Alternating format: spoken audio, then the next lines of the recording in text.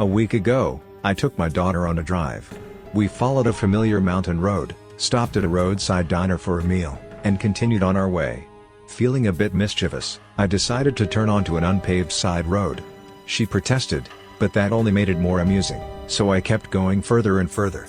Then, out of nowhere, the engine stalled.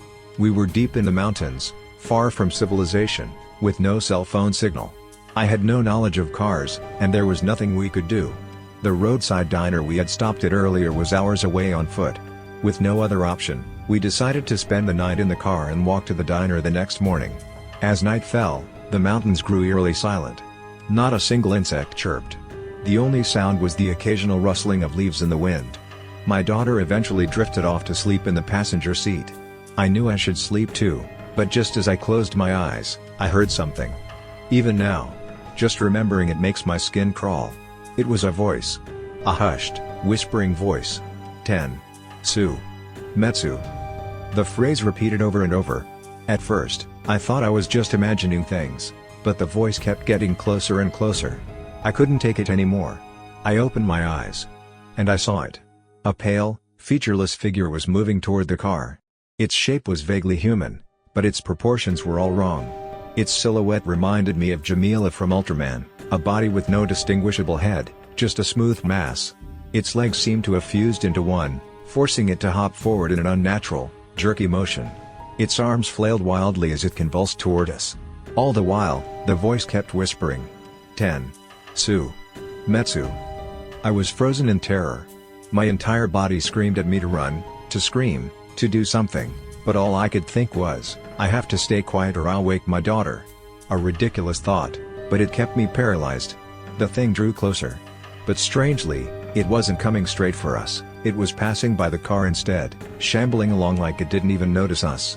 I held my breath and squeezed my eyes shut, praying for it to go away.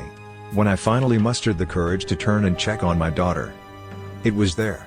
Right outside the passenger side window. Now that it was up close, I could see its face. I had assumed it had no head, but that wasn't true. Its face was embedded in its chest. And it was grinning. A twisted, inhuman smile stretched across its featureless skin. A surge of anger broke through my fear. It was too close to my daughter. You bastard! I screamed. The instant my voice rang out, the thing vanished. And my daughter suddenly bolted upright in her seat. For a moment, I thought she had woken up because of my yell, and I turned to apologize. But then I realized she was whispering. It got in, it got in, it got in, it got in, it got in, it got in, it got in, it got in. She kept repeating the phrase in a monotone voice, like a broken record. A wave of panic overtook me. I twisted the key in the ignition. The engine roared to life. I floored the gas pedal, speeding back the way we came. But my daughter kept whispering. It got in, it got in, it got in. I gripped the wheel tightly, forcing myself to focus on the road. The city lights were coming into view. Relief washed over me. That's when I noticed her murmuring had changed. She was no longer saying, it got in. She was whispering, 10. Su. Metsu. I turned to look at her. Her face wasn't hers anymore. I couldn't take her home like this. Just then, I spotted a temple by the roadside. I slammed on the brakes and pulled over. Without thinking, I threw open the door, half dragging my daughter as I ran to the entrance. Though it was the middle of the night, a dim light shone from the temple residence. I rang the bell frantically. A monk appeared at the door. The moment he saw my daughter, his expression twisted in horror. What did you do? He demanded. I told him everything. About the mountain road. The thing I had seen. My daughter's strange behavior. The monk's face darkened. It's probably too late. But I'll try. He called it a Yamanoke, a mountain spirit.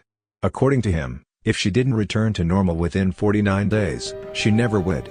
He agreed to keep her at the temple and perform an exorcism. I called my wife from the temple. At first, she thought I had lost my mind, but after the monk took the phone and explained, she reluctantly agreed. Then, he told me something chilling. If you had taken her home, the Yamanoke would have possessed your wife too. It only attaches to women. Until the exorcism is complete, my wife cannot even see our daughter. It's been a week. I visit her every day.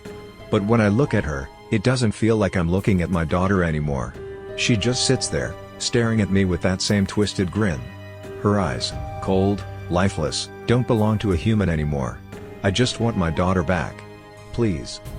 Don't ever enter the mountains for fun.